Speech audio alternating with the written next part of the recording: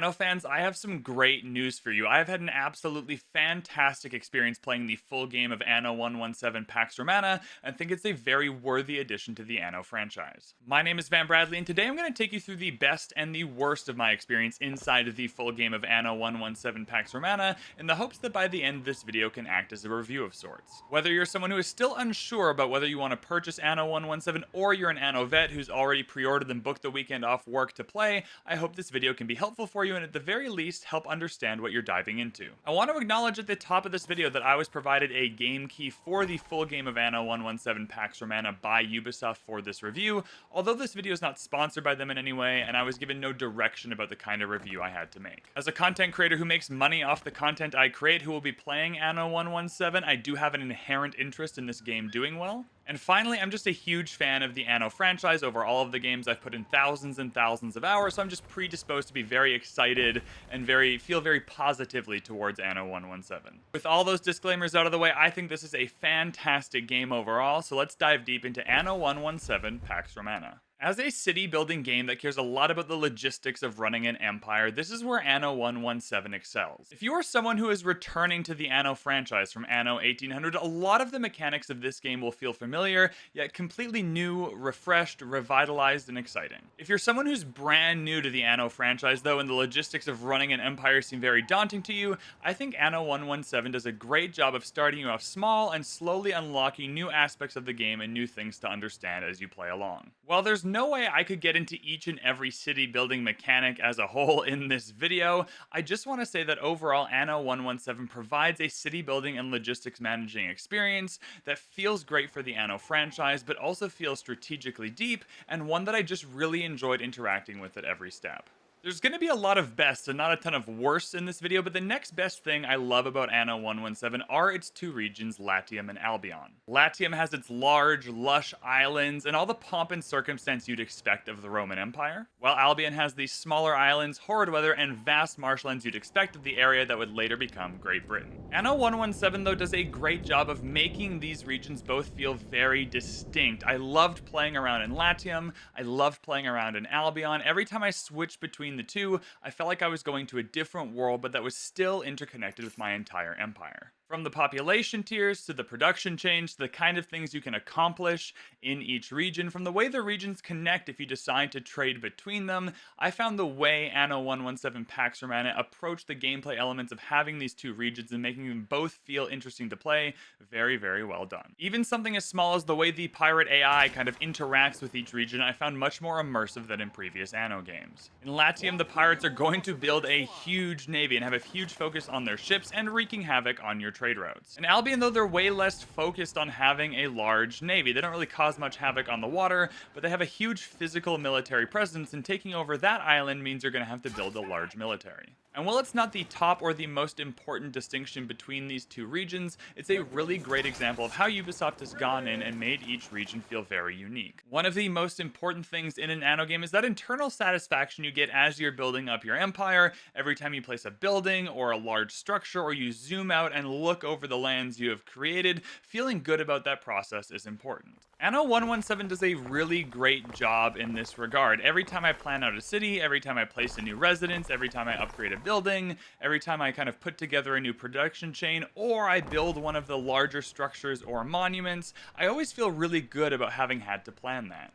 Even something like the aqueduct is a completely new and fresh way to city build in Anno 117 that feels very exciting and strategically deep. I love moving my cities around about halfway through the game to start having to weave my aqueducts through them. All of this is to say, if one of the questions you have about Anno 117 Pax Romana is how does the city building feel? How does the strategy feel? Is it fun to kind of build up your empire? My answer is absolutely.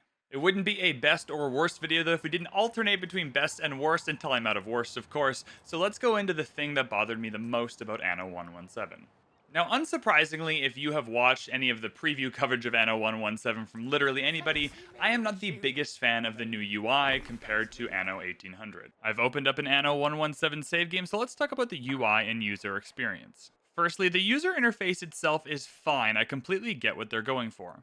Almost everything up at the top of the screen works for me. You've got your overall kind of empire yields, and then you've got some information about the island. It goes over the different population tiers, the amount of workforce you have, your island yields in a variety of categories, etc. It's when we get down here that something for me just isn't quite clicking. Now, interestingly enough, I think they've done a good job of trying to make improvements here from Anno 1800. You've got all of your construction materials and their production chains kind of right down here, easy to access. Different categories like the aqueduct down here and the city watch buildings down here do a good job of kind of taking this away from the population tier production chains where they were in 1800. And even some of these menus, I think, are an improvement. Here in Latium, if we click on the ships, it'll give me my military ships, it'll give me my civilian ships, it'll tell me what they're doing, where they're going, etc., etc. This is all really great. So I get what we're going for here. However, as soon as I click on this build button, something just isn't quite clicking for me. I don't know how to articulate it perfectly, but every time I open this button, I have to click through the different tiers of residence and have to find the thing I'm looking for and then open it up.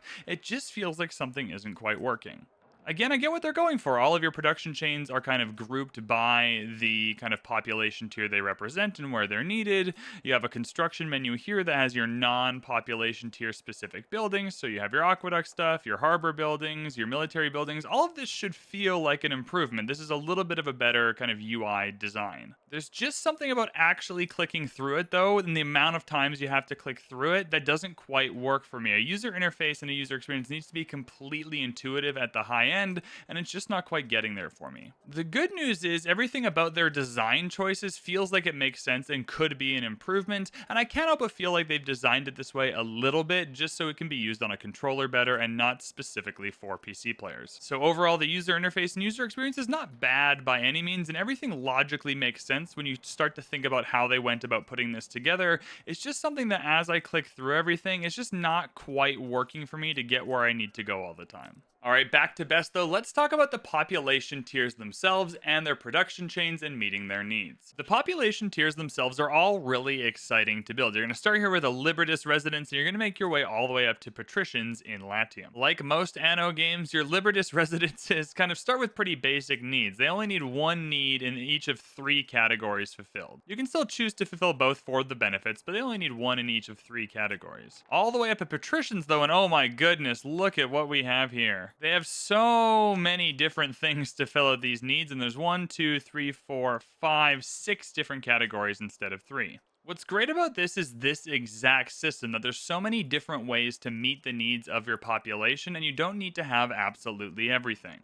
There is still a benefit to having everything, though. If I come in here and I provide all of these good, each of these provides, like this one provides population and income and happiness and health. So it is worth getting if I can. However, I'm good to kind of do these 2 here, these ones here, and this one here, and that makes up enough of a kind of fulfillment of this need. So you'll see here for this plebeian residence, I'm very easily able to meet all of the needs in these categories. I don't have to. This is 2, 4, 5, 6 bars, and I only need to have 3, but I still want to fulfill all of these if it's easy to do so because of the benefits they provide. For this household need category, though, it's going to be a bit of a challenge for me to get amphorae. I'm going to need to go to a different island, etc., so I'll settle for olive oil. That's totally fine for now. And later in the game, if I want this benefit, I can come in here and do that. This allows you to upgrade your residence through the tiers and make progress in the game without having to do absolutely everything for absolutely everybody.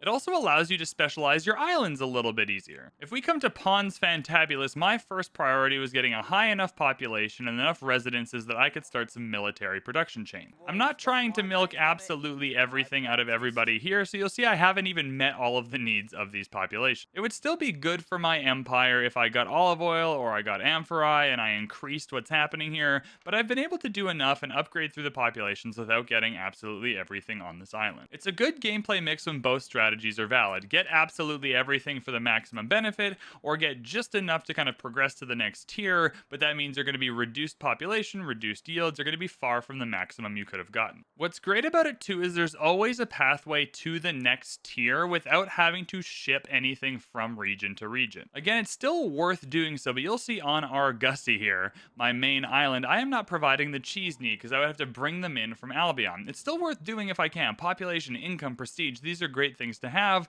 but I wanted to get to patricians, I wanted to start building these monuments, I wanted to get my amphitheater going. So at this point, oh my goodness, at this point in the game, I just provided them with wine so I could move on. Here, though, I was already making extra cheese in Albion and I wanted to progress farther, so I just imported the cheese I was already making instead of having to go to other islands to try and supply the wine. So you can see same population tier, two different islands, same regions, but two very different ways of getting to the next tier. There's still a lot of logistics required though, which is nice. Those logistics don't need to go between regions, although it's still beneficial. However, you will need multiple islands. Just the way all of the island fertilities work out, they're all very, very different, and I have 4 islands here, and they're all doing something to produce a good for my empire. Let's go to the next worst, which I think was the lack of beauty building options. Now, I'm not an Anno player that always beauty builds everything. There are people who do a far better job and are far more committed to it than I, but even I was feeling there just wasn't enough beauty building options for me. Whether it's ornaments or decorations, as I was putting together my cities, I was struggling to get the full kind of impact I wanted out of my beauty building. There's a lot there to play with, and it's very easy to make your cities look great, but it's very difficult for me at least to make them look outstanding. Like, you know, when you just pause the game and you kind of tinker everything around and you make these plans and you try and use every bit of decoration and every tile type and every bit of movement and road and aqueduct and everything, and you're just trying to make it look perfect? I think Anno 117 gives you enough options to make it look great, but needs more options on the higher end if you are kind of a beauty building player who wants to make your empire look outstanding. The next best thing for me is what I'm going to call building attributes. In Anno 117, almost every building has attributes that will apply to citizens within range. We're used to this in population tiers, where as you go through each level of population, they will have different kind of progressively larger buildings that give attributes to anyone who's near them. Anno 117 does a great job of making all of those buildings feel progressively cooler. By the time I was building the big amphitheater monument at the end, I already had a city full of fairly large, what I would call like monument buildings that looked fantastic, and were providing some amazing attributes to my empire. Where Anno 117 excels with this, though, is that the actual production buildings themselves now often have attributes for those in range. If I'm building little hats for my empire and I put my little hat building in the middle of all my houses, those houses will get a benefit. It might be something small like 1 income per resident, but it encourages you to build your production chains within your residence instead of having specifically an area where all the people live and where all the people work, and it just results in more authentic looking cities. There are a lot of buildings as well which give you a benefit and a negative. For instance, the bakery, for example, gives a benefit to the houses nearby, but I believe also reduces fire safety. It doesn't really matter what the benefit and the negative is, but just building things and trying to figure out, okay, I want this benefit here and I want this negative here, so I don't want it to affect too many houses, etc., is a really satisfying gameplay loop, and one of the ways in which I think Anno 117 excels. Now, this next worst is coming from a sandbox point of view. I don't know quite what it's like for the entirety of the campaign, but I was not the biggest fan of the quests in this game. That's not to say they were bad. As I was playing along through Anno 117, a variety of quests would appear on the left-hand side of my screen. Now, these quests were very rarely mandatory, but it does seem they're kind of baked into the game, that no matter what you do, you're going to get a certain subsection of quests. The quests are fine, and you get cool things, and you can do cool things, but overall it's a system that once I got used to it, I mostly ignored. By the time I was in what I would call the late game, I was mostly just doing my own thing and ignoring the quests completely. Again, that's not to say they were bad, it just wasn't very engaging or gripping. No matter what else I was doing, I very rarely wanted to stop that and go and complete some quests. The next best things about Anno 117 Pax Romana are the way the new tech tree and the new religion system are implemented. The research tree is a really great addition to Anno 117, and one that I was a little bit skeptical of, but definitely really enjoyed. As you go through the game, there are a variety of ways to collect research, which will be represented here as research per minute. Every one of these modules has a certain amount of research necessary for you to unlock it. So this requires 36,000 knowledge, which will take me 2 minutes and 37 seconds to unlock. It works as you'd expect. You kind of start at the top with some cheaper, easier to research stuff, and as you make your way through the game, the research tree gets a little more complex and everything gets a little more expensive. What I really like about this approach, though, instead of Anno 1800 where everything just unlocks at the population tier, is that it allows a lot more customizability. You have the 3 different nodes here, so if you want a more economic focused game, you can kind of rush down this for some of the benefits here. If you want a more civic focused game, you can rush down the benefits here. Same with your military over here. It also adds a little bit of scarcity to the game. Every time you are researching something, it kind of comes at the cost of something else instead of just always trying to upgrade the population to get the unlockable. In my game, for instance, you can see that I felt the need to go down the civic tree, and that was the most helpful for me. There was some aqueduct stuff over here that I really liked as well,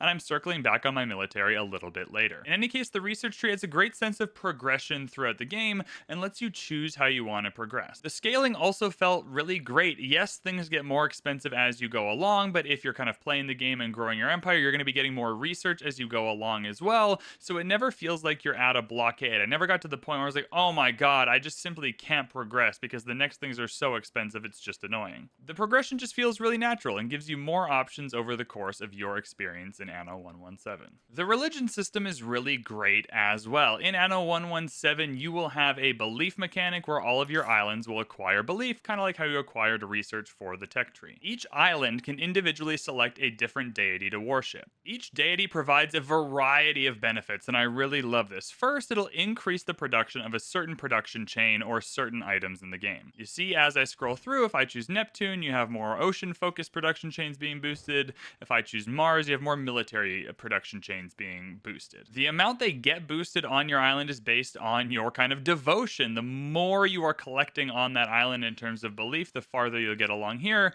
You can see the first milestone will add a maximum of 1 shrine and 10% productivity to these chains.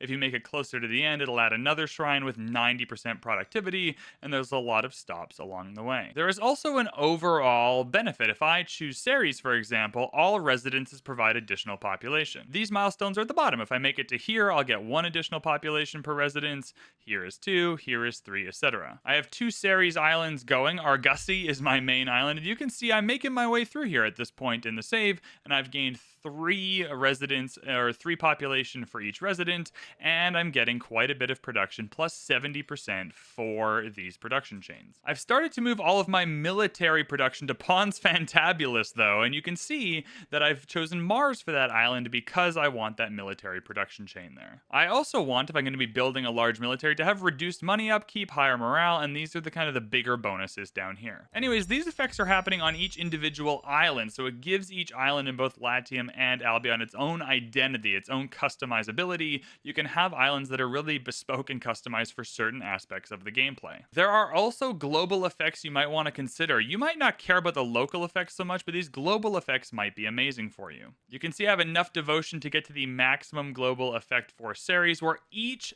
island gains 300 extra storage. That's incredible. You can see here ships are 10% faster, local devotion effects on all islands are advanced by 1 stage, etc., etc. You can go through and read all of these yourself when you hop into the game, but these global effects can sometimes be powerful enough to be considered over the local ones. That was part of the reason I wanted 2 Ceres islands, was because I wanted to make sure I could get these effects down here. In any case, both the research tree and the religion system are both, a huge credit to Anno 117 and systems I really enjoyed. I am rapidly running out of worst, but one of the things that definitely needs to go in the worst category just due to the nature of it are any bugs. Now, I actually have mostly good news on this front, and when I got my key and got the build that I've been reviewing the game on, it came with a little note that there would be another patch kind of around the 13th when Anno 117 releases. The good news is as follows: at no point in my experience with Anno 117 did the game crash, not even once. Also, at no point did the game stutter or lag or offer any performance drops. Now, I know that might not be everyone's experience. We're all going to be playing this on different machines, but it is my experience, so I wanted to let you know. Also, I experienced no game-breaking bugs that I would consider whoa, I can't even continue because of that bug,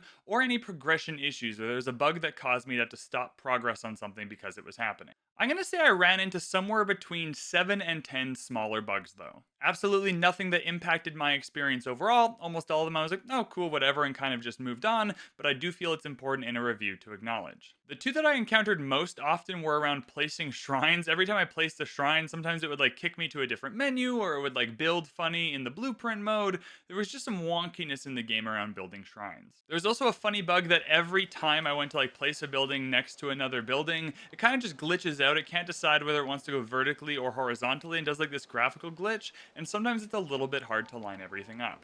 In any case, I would say the bug situation is pretty great overall and very unlikely to kind of leave you with a negative experience in Anno 117, but it is important to know they exist and important to know that when you get this game, if you're playing on opening day, there will likely be a few bugs that you will encounter. What I will say though is I would consider the state of bugs that I encountered in my experience to be completely acceptable for kind of like a big AAA game release and more just in the nature of releasing a game. Nothing feels unfinished or poorly thought out or like it's not working as intended. They were all kind of smaller bugs in nature. The next best for me is just the sheer variety of quality of life features that exist in Anno 117 that did not exist in Anno 1800. It really feels like they went through that game and thought, hey, how can we make some of these systems better for Anno 117? The greatest quality of life feature of them all is definitely the active pause button. When you are playing, you can use your normal kind of second and third fastest speeds, which is awesome, but you can finally pause the game and actually work on things while it's paused. This is wonderful in so many ways. It allows you to take a breath, to try and solve a problem, to beauty build, to move things around without immediately losing their benefits and put them all back together. There are entire times where I'm shifting around neighborhoods and just putting them into the middle of nowhere, knowing that as long as I put them back in the correct spot before I unpause the game, I don't actually have anything bad happen.